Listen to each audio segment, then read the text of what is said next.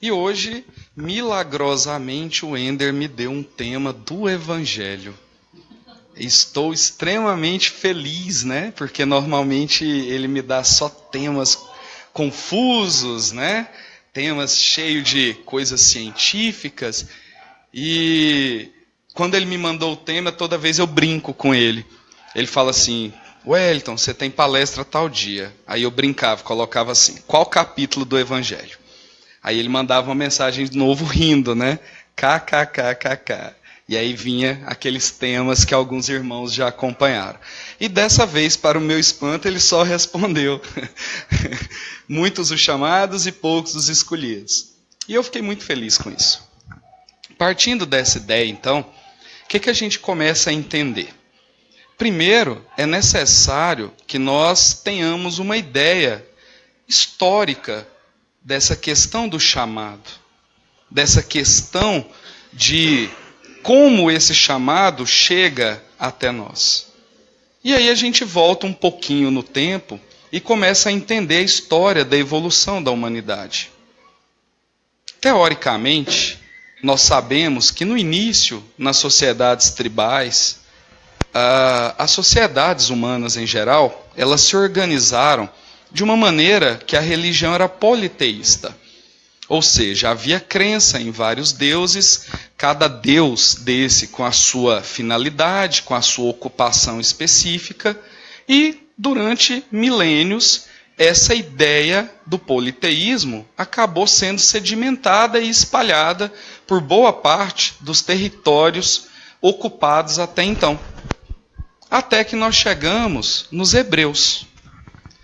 Em teoria, os hebreus foram os primeiros povos a aceitarem a ideia de um único Deus. E eles, segundo os escritos bíblicos, foram o povo escolhido para essa revelação. Então, coube aos hebreus a ideia de migrar do politeísmo para o monoteísmo.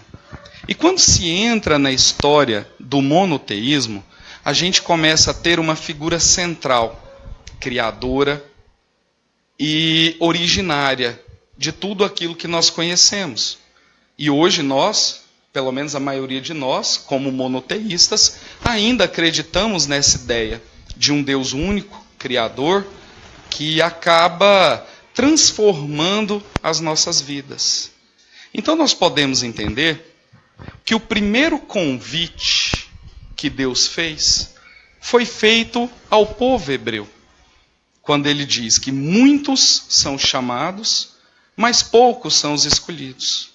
E ele fez então essa celebração de comunhão com o povo hebreu e ofertou a eles o convite para conhecer esse Deus único, propagar essa ideia de um Deus único, de um Deus criador. E a partir daí, a gente começa, enquanto sociedade humana, a desenvolver essa temática espiritual. Mas qual é o chamado? Que chamado é esse que é proposto no Evangelho? E por que muitos são chamados, mas pouquíssimos são os escolhidos? Se você analisar friamente, você parte da ideia de que Deus está escolhendo pessoas específicas para a sua obra. Dá ou não dá essa impressão quando você fala muitos são chamados e poucos são os escolhidos? E aí ele brinca um pouco no nosso evangelho com a parábola das núpcias, que, como a irmã falou, ela acha que é algo até meio confuso, mas se você pensar bem, é algo mais simples do que nós imaginamos. Um senhor preparou uma grande festa para fazer a celebração das núpcias do seu filho varão. E ele ofertou convite a várias pessoas para comparecerem a essa festa. E como a gente viu na mensagem, poucos atenderam a esse convite. Sempre com alguma desculpa. eu preciso cuidar da minha criação, eu preciso cuidar da minha casa, eu preciso resolver os meus negócios. E acabou-se então que eles não compareceram a essa festa. O não comparecimento dessa festa não desanimou o anfitrião. Tanto que nós vimos que alguns que também haviam sido convidados, segundo a leitura, promoveram um ato de violência contra aqueles mensageiros do convite.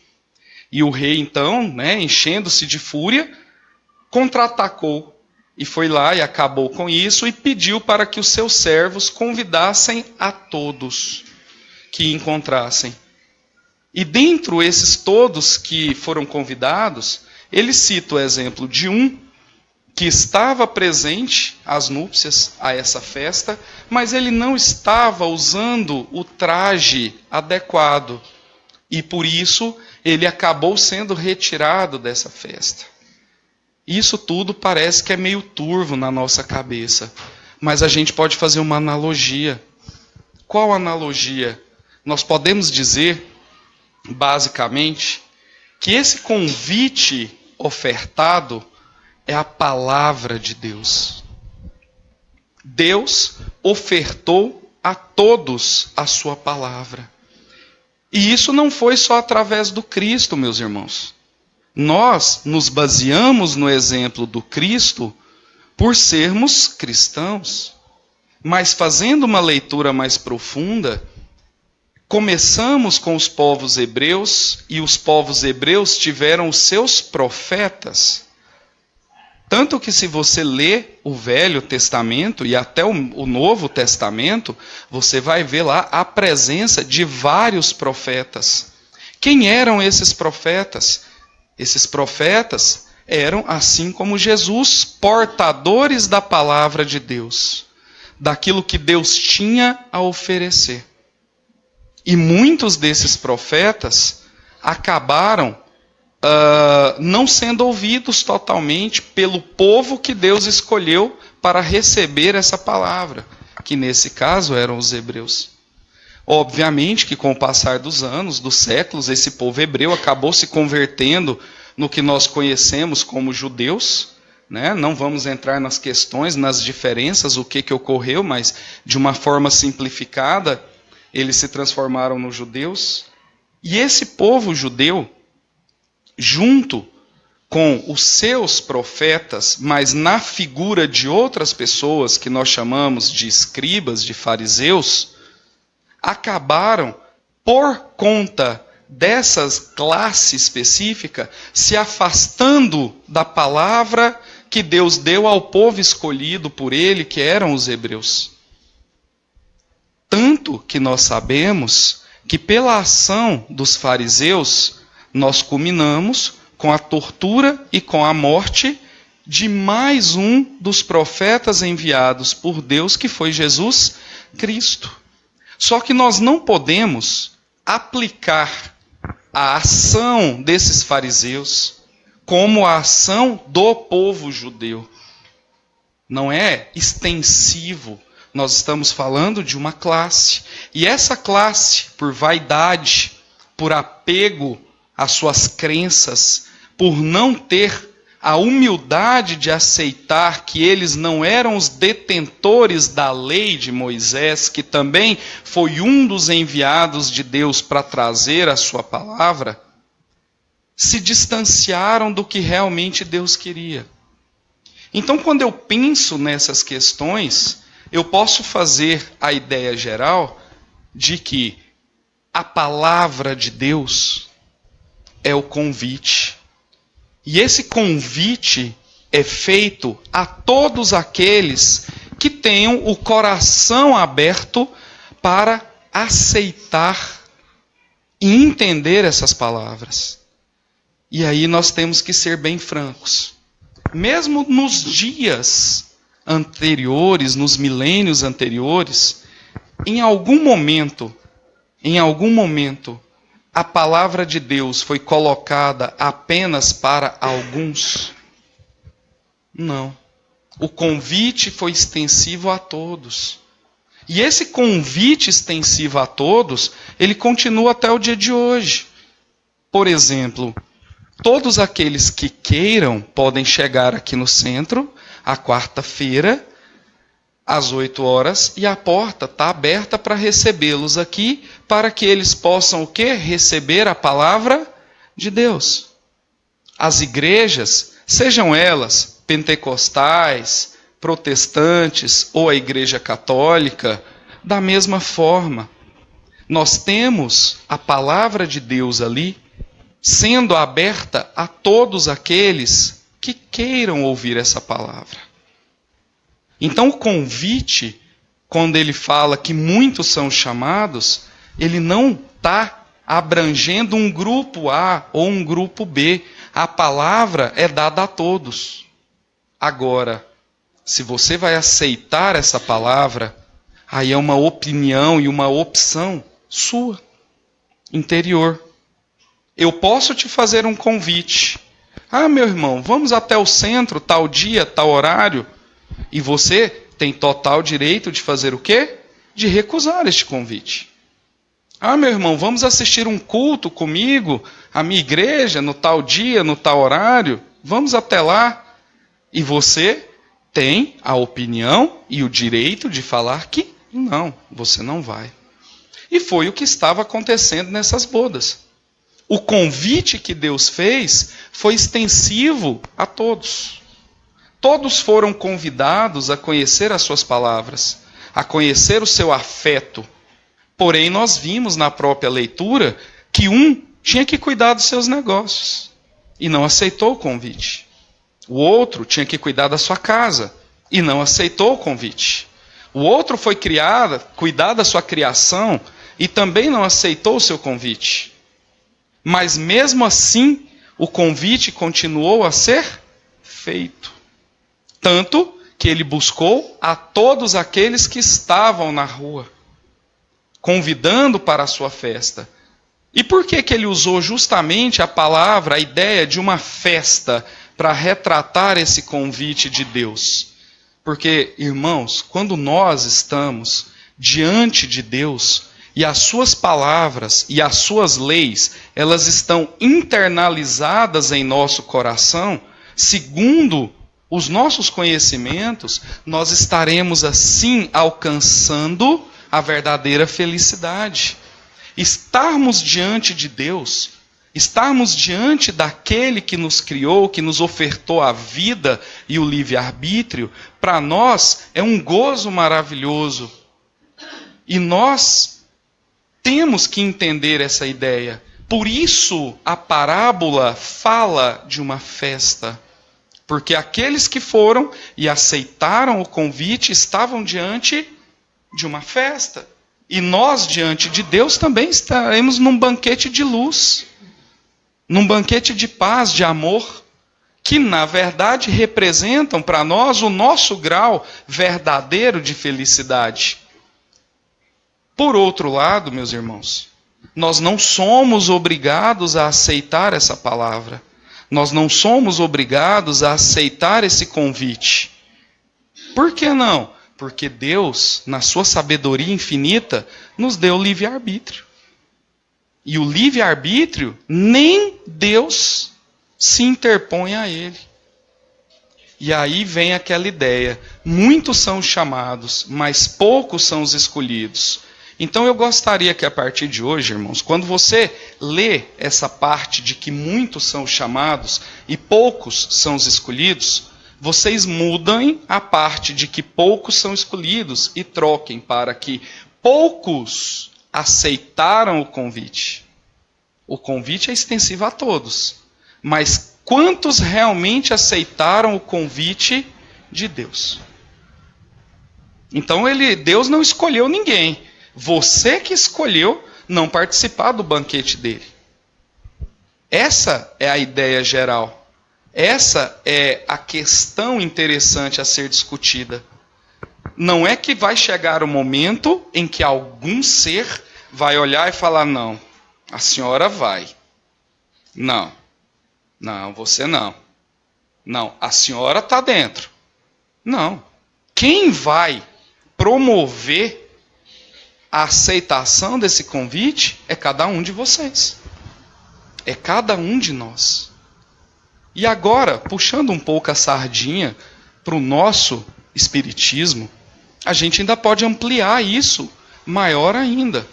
Nós, enquanto espíritas, e assim eu acredito que todos nós somos, porque nós estamos aqui numa reunião espírita, nós acreditamos nas ideias e no Pentateuco de Kardec, nós começamos a enxergar a vida por outros olhos. O que seria, então, através do exemplo do Cristo, aceitar o convite que ele nos fez? Seria fazer um resumo muito simples. Que dentro dos nossos corações, fora da caridade, não há salvação. Esse é o convite. É a ideia de entender e se doar ao próximo. Foi isso que Cristo veio trazer para nós. Foi a ideia do amor fraterno e incondicional a todos aqueles que nos cercam. Foi a ideia clássica de desprendermos de nós para ajudarmos o outro. E aí, meu querido, quantas vezes você negou este convite em toda a sua vida? E eu não estou falando de um convite formal, feito como a Welma propôs aqui no início. Olha, meus irmãos, estamos fazendo uma campanha de doação de agasalho. Não estou falando só deste convite, mas o convite que a vida te faz todos os dias. Na caridade com aquele que é próximo a você, dentro da sua família. Será que em todos os momentos você aceitou o convite que Jesus fez? De ser caridoso com aquele que te cerca, de oferecer um sorriso, de oferecer uma palavra amiga, de oferecer um abraço para aquele que está do seu lado? Eu acho que a gente não faz isso o tempo todo, nem com os que estão mais próximos da gente. Imagina com aqueles que estão menos próximos. Quantas vezes, irmãos, você foi convidado a doar de si para outro e não o fez? É um pensamento íntimo seu, você não precisa de me contar. E também ninguém vai apontar o dedo para você. Mas a ideia do convite, ele está aí. Está aberto a todos nós. Somos nós que não queremos ser escolhidos. Vamos pegar um exemplo. Muitas vezes aqui no centro, nós temos aqui o preparo de sopa ou de algum outro tipo de alimento para ser distribuído à população carente. Como eu sei que a maioria de vocês aqui são rostos conhecidos, então vocês também conhecem essa atividade. Quantas vezes você foi convidado a estar presente aqui com os trabalhadores da casa, mas aí você deu aquela olhada e falou assim: domingo, 7h da manhã, trabalhei a semana inteira. Não. Papai do céu que me perdoe, mas hoje o dia é meu. Você se negou um convite. Um convite de entrar na ideia do Cristo. De que fora da caridade não há a salvação. Você, por qualquer que seja o seu motivo, lembra da parábola? Você tinha que cuidar da sua criação. Você tinha que cuidar da sua casa.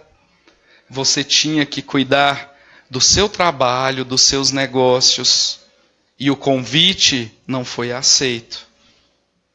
Mas aí entra uma coisa interessante. O Cristo, respondendo diretamente a Deus, ele não cessa o convite. Você pode passar a vida inteira se recusando, mas a vida inteira vai chegar um convite para você. Então você faz parte dos muitos chamados. Você faz parte dos muitos que foram chamados. Mas a pergunta que não quer calar é: você quer ser um escolhido? E aí nós temos a última parte da parábola, que é quando o rei diz que vai haver ranger de dentes, lágrimas, tristezas, isso é uma ameaça. Não.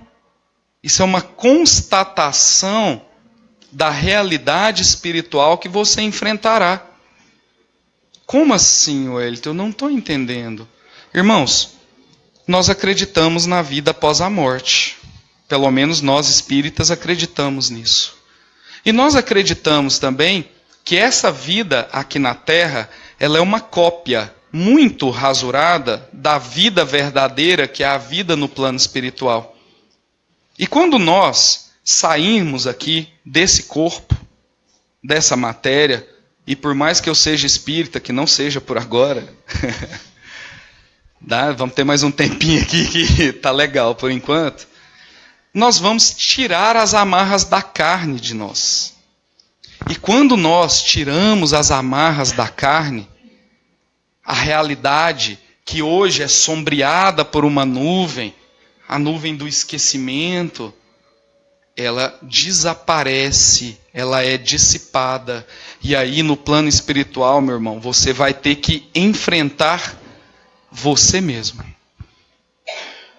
Não é Cristo que está lá te esperando para apontar os seus erros. Não, essa ideia não pertence a nós espíritas.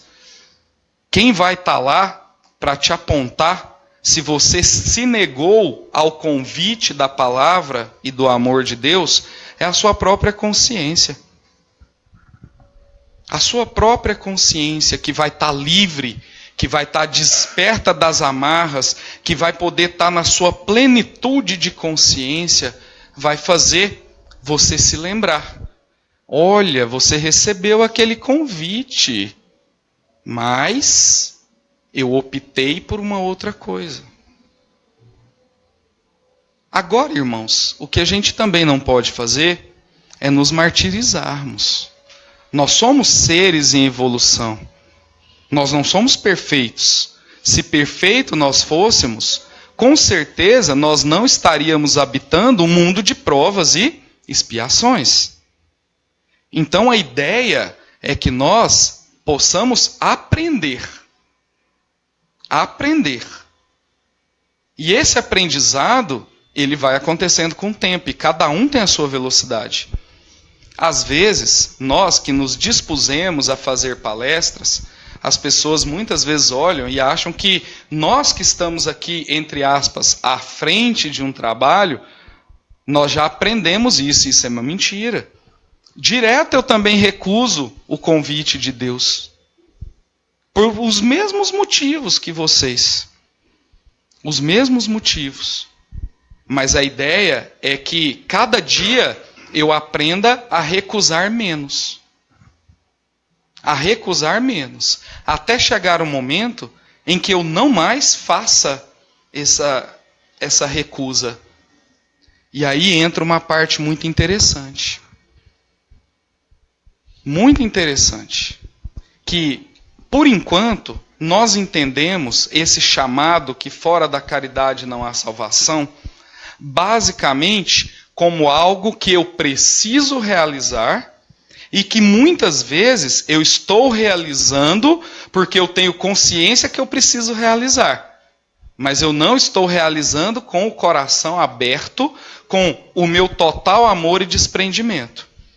Quando nós aprendermos a fazer isso por amor, não por cobranças da nossa consciência, vocês vão ver que nós não teremos mais sacrifícios. Nós estaremos, na verdade, muito felizes em fazer isso, em participar dessa ação.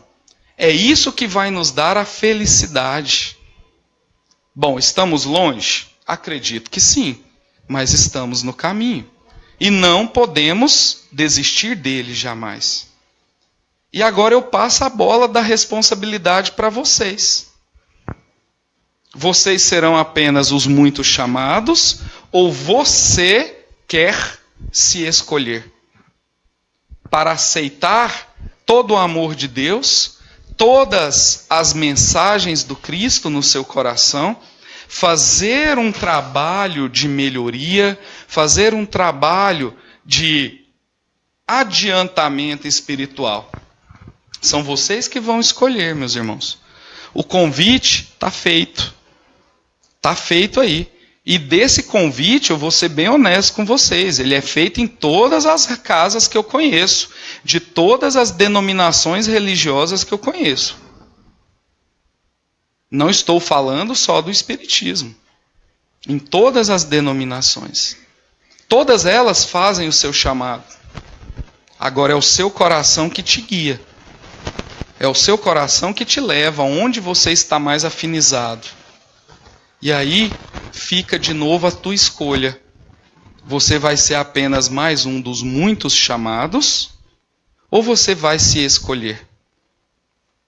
Eu me lembro, e aí é uma coisa que é interessante para mim, que no início da minha juventude, ainda no século passado, olha que bonito falar isso, né? Eu fui um jovem no século passado, ainda no século passado, eu era muito integrado a uma outra casa espírita, lá na Vila Betel, chamada Caminheiros de Jesus. E lá nós tínhamos um trabalho muito interessante de posto de assistência. Gente, vocês não têm ideia, olha só, eu fiz foi involuir, se é que existe essa palavra.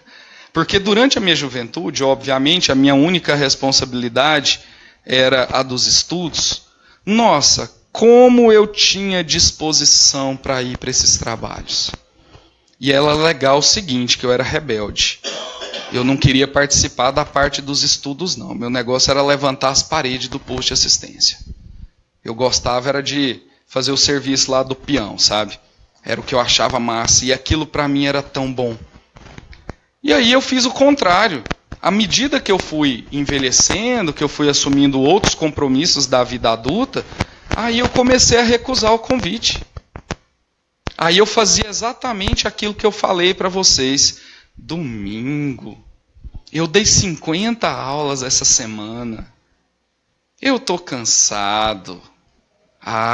Jesus vai ter que me dar um bônus horas aí de desconto nessa. E eu comecei a fazer isso. E aí, gente, só recentemente mesmo, é que eu parei para fazer essa autoanálise. Fala, gente, mas o que é isso? Todo mundo está aqui na Terra é para melhorar, eu fiz foi piorar? Tem alguma coisa errada nessa autorreflexão. E aí agora eu voltei a tentar novamente a aceitar os convites de ser o dos muitos chamados e também ser um dos escolhidos, mas escolhidos por mim. E agora eu coloquei uma meta. Agora eu não quero mais receber o convite de Deus. Eu não quero mais receber o chamado de Deus. Agora eu quero conseguir fazer isso me antecipando a esse chamado. Antes que ele fala que precisa de mim para alguma coisa, eu já quero estar pronto para fazer essa alguma coisa. Já consegui? Ainda não. Mas já é um começo, eu já aceitei que eu preciso fazer isso. Olha só, depois de velho, é que eu resolvi entender que eu passei a recusar aqueles convites. E eu espero que vocês também comecem a fazer essa autorreflexão. E colocar também como uma meta sua de passar a ser o escolhido, mas escolhido por você. Porque o convite de Deus já foi feito, ele está escancarado aí para todo mundo. Todos nós conhecemos as leis. Todos nós conhecemos vários profetas. Hoje mudaram de nomes, mas continuam sendo profetas. E nós também temos que entender essas palavras dos profetas nos trazem e fazer com que essas palavras toquem o nosso coração, para que nós possamos desfrutar dessas núpcias que o rei ofereceu. Para que nós possamos chegar nessas núpcias e não termos que sair de lá, não termos que sair por estarmos com a roupa errada. E essa roupa é a roupa da nossa consciência.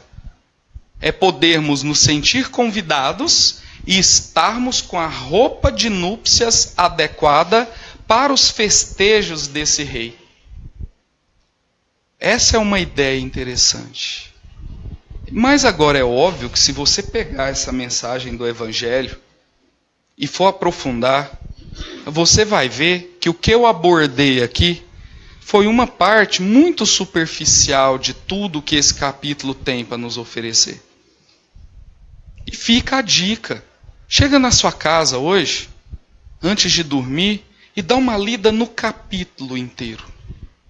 Para que vocês tenham outras visões acerca desse tema. Porque aqui o nosso tempo é curto. Inclusive já está até acabando. Não dá para a gente falar tudo o que precisamos e estudar profundamente esse capítulo. Mas eu gostaria de ter deixado para vocês, pelo menos, um pequeno resumo, uma síntese dos muitos os chamados e poucos os escolhidos. E que essa síntese que eu passei para vocês, humildemente, possa despertar em você a ideia de fazer parte da festa de Deus, de ser chamado para as núpcias desse rei e de chegar nas núpcias desse rei com os trajes corretos, para que nós não tenhamos que sofrer o ranger dos dentes e as dores da consciência. No mais, meus irmãos, eu queria agradecer a todos vocês por estarem aqui. Queria agradecer por me ouvirem, agradecer mais uma vez pelo convite que a casa sempre me faz, essa casa que é minha, que é sua, que é nossa, e que nós podemos sair daqui hoje um pouquinho melhor do que quando nós chegamos. Sempre assim. Mesmo que seja a passos de formiga, mas que seja a passos de formiga no melhoramento. Se eu conseguir sair daqui hoje um pouquinho melhor do que eu entrei, eu já consegui vencer mais um dia para poder chegar às festas desse rei com os trajes corretos. Muito obrigado a todos. Obrigado mesmo pela atenção. Fiquem todos com Deus. Voltem em paz para suas casas. Que os mensageiros que aqui estão possam adiantar-se a vocês e chegarem na casa de vocês fazendo uma limpeza, levando energias positivas para que a sua família esteja protegida da doença, esteja protegida das más vibrações. Muito obrigado a todos e vão todos com Deus e fiquem em paz. Eu sei que a prece é minha. Tá bom? Meus irmãos, vamos então nesse instante fechar os olhos. Vamos agradecer a presença do Mestre Jesus aqui. E antes de mais nada, vamos pedir a Deus forças para que nós possamos, ao invés de apenas entender os seus conhecimentos, a sua lei, que possamos fazer com que isso penetre em nossos corações e que possamos viver nos seus ensinamentos. Mestre Jesus, ampare e proteja cada um de nós, encarnados e desencarnados. Que a sua luz e o seu amparo possa nos acompanhar na volta para casa e que possamos, Mestre, orar a Ti, relembrando o Teu sofrimento nesta semana. E que possamos, Mestre, fazer tudo o que estiver ao nosso alcance para que o Teu sofrimento não tenha sido em vão.